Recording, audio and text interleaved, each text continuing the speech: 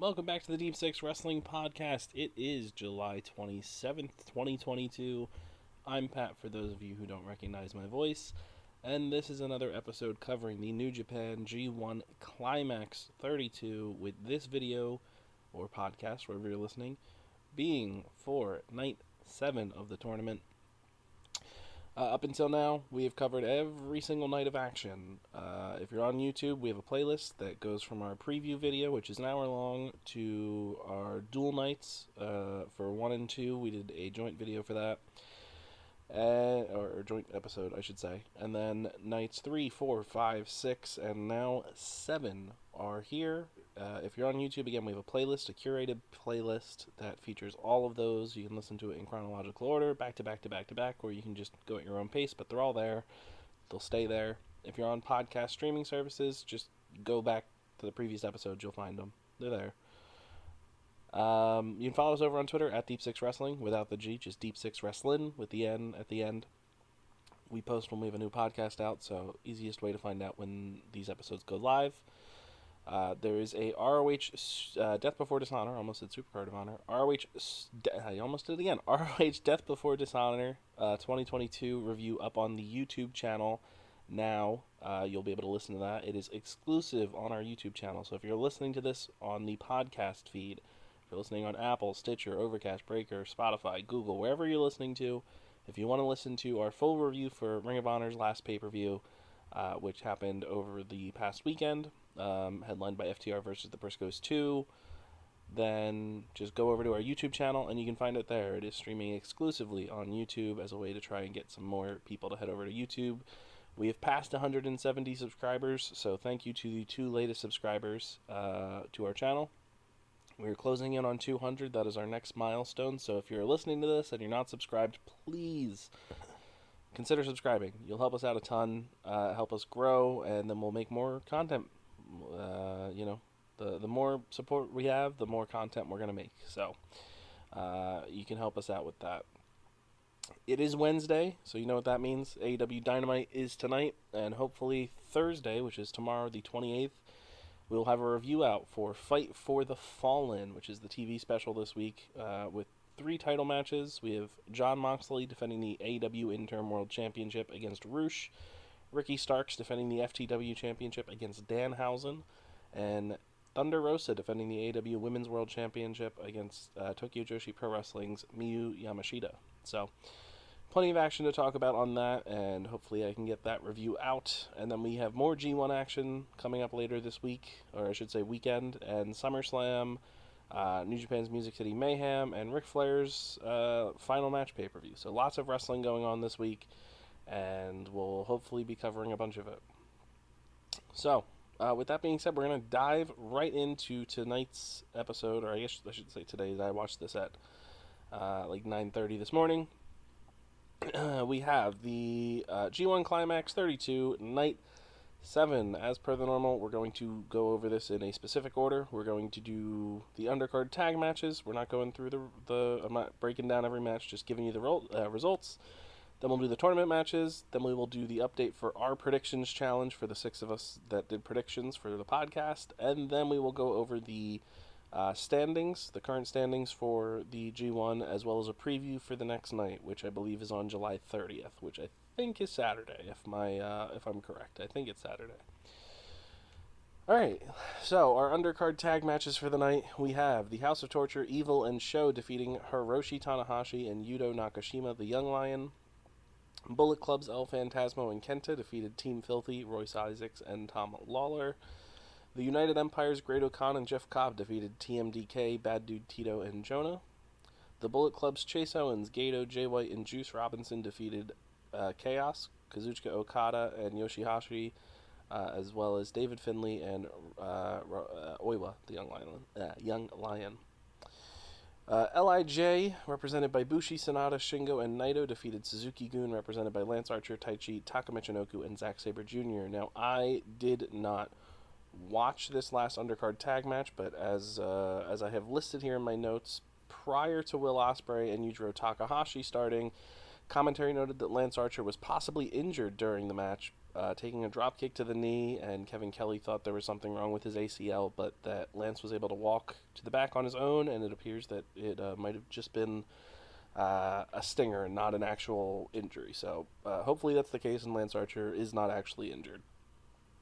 Prior to the match starting, as Yujiro is making his entrance, he comes out looking disheveled and sad before Peter shows up, and she comes out looking very innocent, and she offers a too sweet to Yujiro, who takes off his hat and throws it on the ground like Ric Flair would throw his jacket, before embracing with Peter for a wonderful reunion here.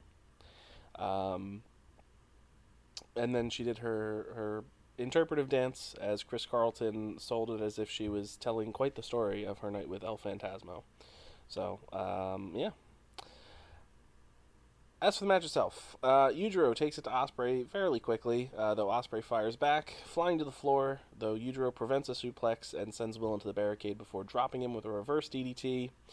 After much too long of an offensive run from Takahashi, Ospreay springboards off the ropes with a kick and nails Yujiro with a boot in the corner before flying off the top rope with a forearm. A standing shooting star press from Ospreay gets blocked as Takahashi gets his knees up, and then comes back with a boot to Ospreay's face while Will is tied up in the ropes. We get the Fisherman Buster landing for a 2 count from Huge. Ospreay flips off of Yujiro's chest and nails an Enziguri before Yujiro surprises him with a college slam for another 2 count.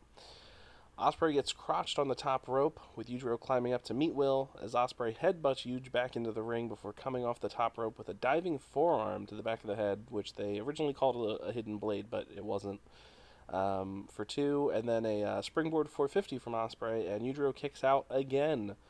Ospreay then calls for the hidden blade, but Yujiro sends the ref in front of him to block it and then nails a low blow. The Miami Shine lands from Yujiro, but Ospreay kicks out at 2. I genuinely got a bit concerned here. We had a huge satellite DDT from Yujiro, which actually looked pretty good, and then he followed up with the Pimp Juice, and I also thought that Ospreay might lose here, but Ospreay kicked out.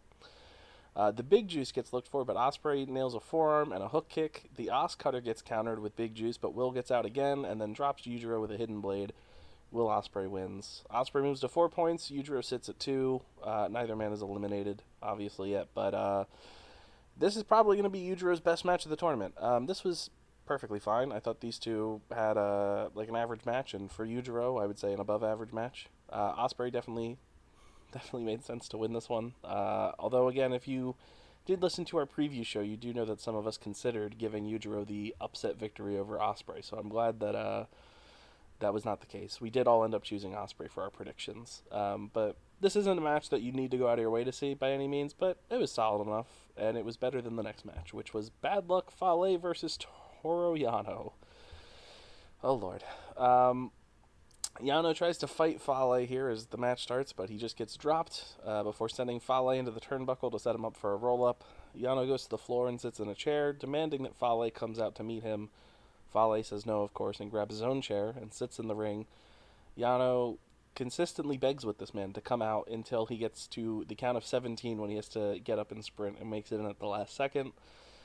He then hits a drop toe hold to Fale, sending him into the chair for a pin attempt. Fale gets out and power slams Yano. He sends him into the ropes and then repeatedly Yano just slaps the back of Bad Luck Fale's head here to taunt him, and then Yano just gets out of the ring and apologizes before crawling under the ring, grabbing a water bottle, and spraying it into the eyes of Fale, who then struggles to get in, but gets back in at 19. Really teasing another countout victory for the G1 here, but thankfully they didn't do it.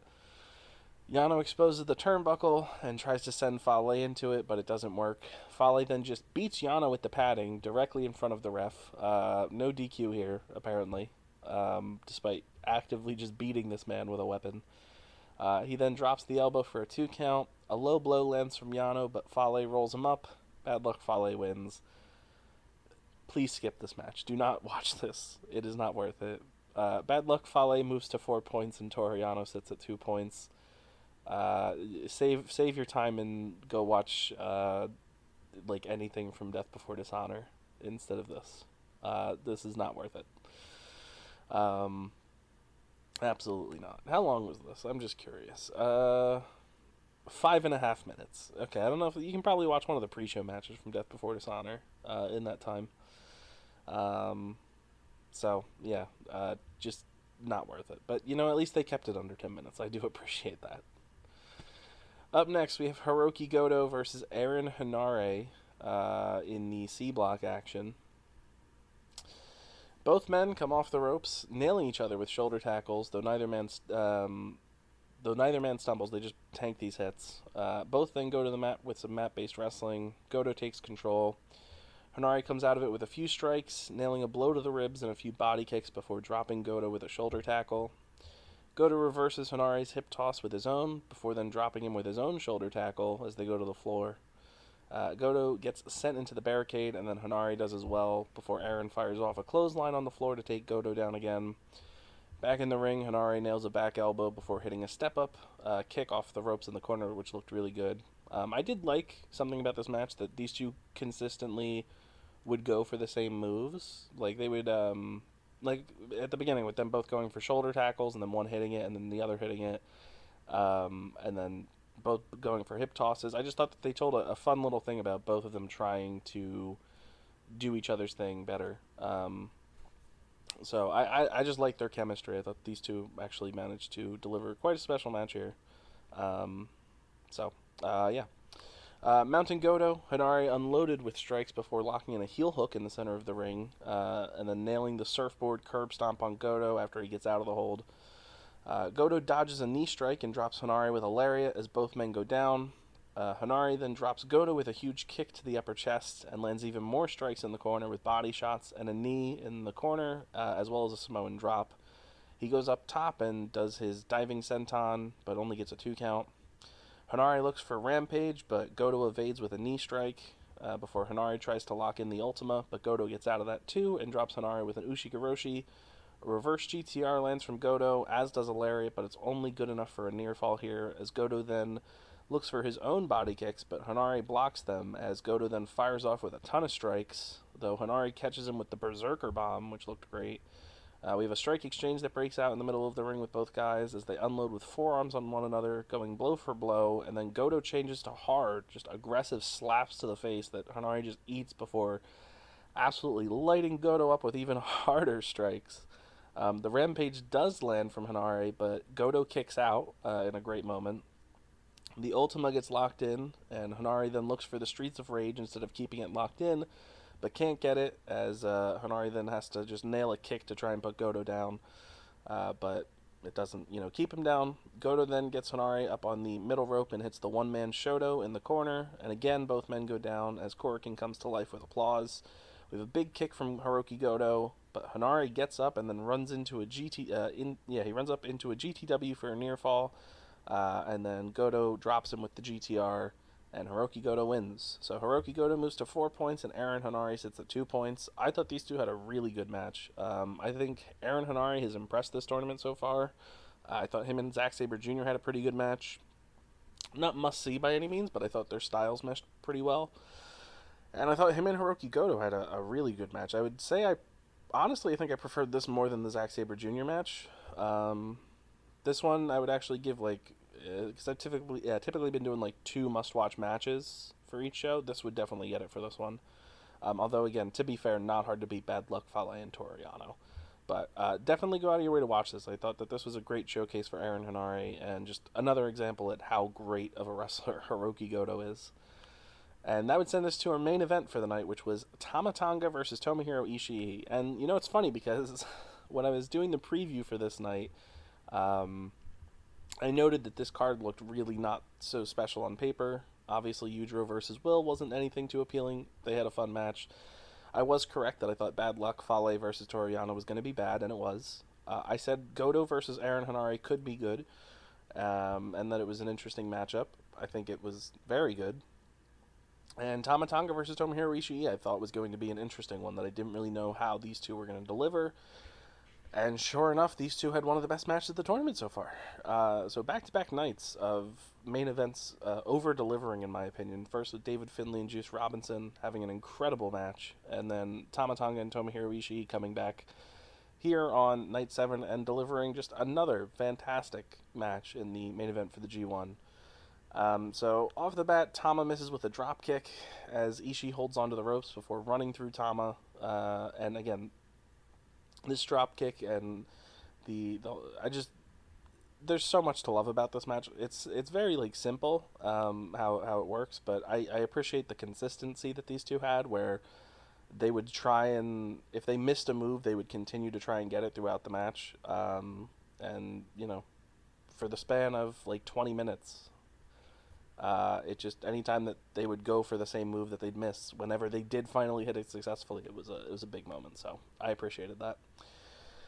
Ishii locks Tama in the corner, and as Tama looks to fight back with strikes, Ishii just eats them and just stands there before dropping him with one blow, and then playfully kicks him in the face. Tama goes for the drop kick a second time, but it misses again as Ishii just easily sidesteps it. A vertical suplex gets looked for by both, but both of them fail at first before Tama finally gets the momentum and suplexes Ishii for his first properly successful offense of the match. A big running body splash and a back suplex connect from Tama, getting the first 2 count for Tamatanga. He then shoots off a hard chop in the corner as Ishii just looks pissed and tells him to do it again. Tama tries twice, but Ishii just takes it before beating him down in the corner with the combination chops and forearms. He proceeds to just run through Tamatanga with a shoulder tackle, looks for a backdrop suplex, and nails it for a 2 count of his own.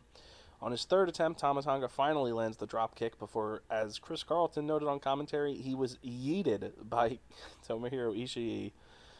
Both men go high as Ishii brings Tama back down into the ring with a big superplex off the top for a 2. The Tongan twist successfully lands for Tamatanga, breaking up Ishii's offensive run before bringing down forearms onto the face of Tomohiro Ishii and nailing another drop kick to take the big man off his feet. Splash gets looked for by Tama, but it gets dodged. Powerbomb from Ishii, but Tama counters with a Hurricane Rana and a Death Valley Bomb, and then finishes off the trio with a Supreme Flow for a near fall. The vest gets ripped off by Tamatanga as he calls for the gun stun for the first time, playing to the crowd as they clap along with him, slamming the mat. Ishii blocks the first attempt. Off the ropes, Tama goes for the gun stun again, but Ishii counters with a back suplex as he uses all of Tama's momentum against him, and this was a great counter. This looked fantastic. Ishii nails Tama with a lariat in the corner as the two men come to blows back in the center of the ring. Tama manages to take down Ishii to the knees after a hard-hitting uppercut, but Ishii comes back to life with a forearm and does the same to Tamatanga. The powerbomb from Ishii finally lands on his third attempt, but Tama kicks out. Clothesline misses from Ishii, but an enziguri lands. Tama then fires up but gets his clock cleaned with a successful clothesline at the 15-minute mark. A brainbuster gets looked for twice, but on the second attempt, Tama tries to counter with the gun stun, which also gets blocked before he just hits a poison DDT out of nowhere from Tamatanga, which was a genuinely great near fall as the crowd comes to life with loud claps and even a gasp when he first hit this. The gun stun gets attempted again, but Tama just gets swatted out of the air. Sliding lariat from Ishii gets dodged, and then Tama nails Ishii with his own version. Headbutts from both men. Ishii is the one that comes out on top. He drops Tama with rapid forearms as well, but Tama then drops him with a brainbuster, a vertical brainbuster for 2. Tamatanga looks for the underhook pile driver that he used to beat Okada last year, but Ishii gets out and gets taken down by the TKO from Tamatanga for another near fall. The gun stun gets looked for again, but Ishii gets out, and then Ishii breaks out the TKO, which was really cool to see. Clothesline from Ishii lands as Tama lands rough on his head. This dude did a whole flip and just landed just right on his head. This did not look fun. But he does kick out. The Brainbuster gets attempted again, but Tama gets out with a step-up kick and looks for the pile driver once again, and then a gun stun, but Ishii blocks both and drops Tamatanga with the vertical drop Brainbuster. Tomohiro Ishii wins as he moves to 2 points, and Tamatanga sits at 2 points. I thought this was a fucking great main event, and I was not expecting it. Definitely, again, go out of your way to watch Henare and Goto, and if you only have time for one match, you have to watch Tamatanga versus Ishii. These two had great chemistry. Tamatanga is proving to be kind of a breakout star for New Japan in the last year. I don't think anybody would have guessed that babyface Tamatanga would, work this well, but certainly it's really good for him. I think this character change is very fitting, and he's just a joy to watch in the ring. I think he's having, honestly, some of the best matches of his career. As for a points update for our predictions challenge, here we go. Sam came in last place with 2 points, and then everybody else, Joey, Angelo, Ryan, and Rob, got 3 points. I finished with 4 tonight. I had a perfect night, and that brings our overalls to Rob, Ryan, and myself, now joining them in the tie for first place at 17 points. Angelo at 16, Joey moves to 15, and Sam moves to 13. So Joey now has a 2-point lead over Sam in last place. So that is beneficial to him, obviously. As for the actual block standings for the G1, we do have to go over those, and so we will.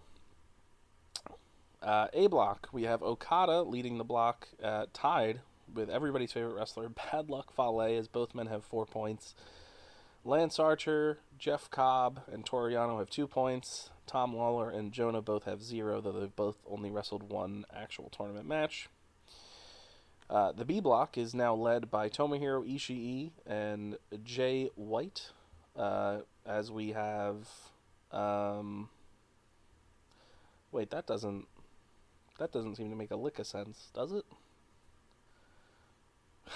Because Ishii lost to... That's definitely not correct, because Ishii has only won one match, because he lost to Taichi and he lost to Jay White. So Tomohiro Ishii has 2 points, not 4. Jay White is still leading his block with 4 points, and that brings Chase Owens, Taichi, Sonata, Tamatanga, and Tomohiro Ishii to 2 points. Great Okan sits at 0. New Japan, this is the second time they've messed up the results on their website.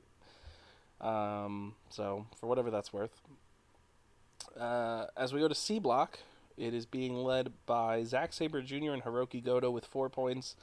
Hiroshi Tanahashi has 2. Aaron Henare has 2. Evil has 2.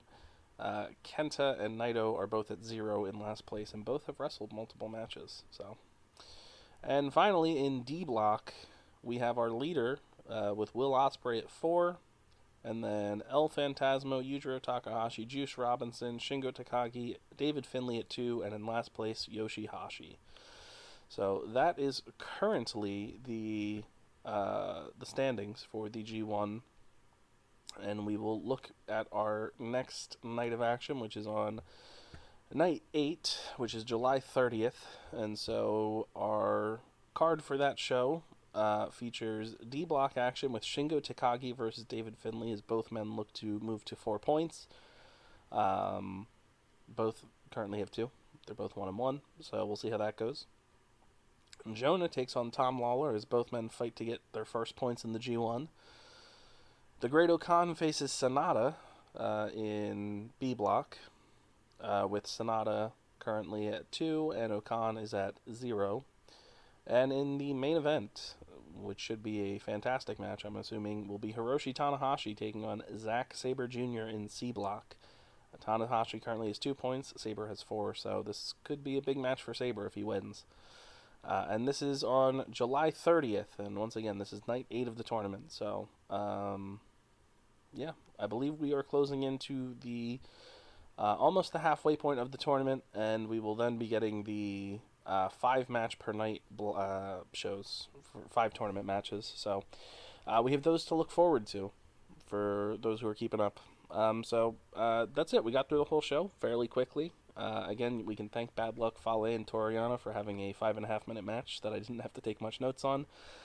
So this will probably be one of the shorter reviews we do for the entire tournament. So thank you for listening. If you made it to the end, be sure to leave a like, comment down below what your favorite match from night 7 was, and let me know what you're looking forward to. Be sure to subscribe to the podcast wherever you're listening to, either on YouTube or if you're listening on one of the streaming services. Do it there, and follow us over on Twitter at Deep6Wrestling without the G. I've been Pat. Thank you for listening, and talk to you in the next episode.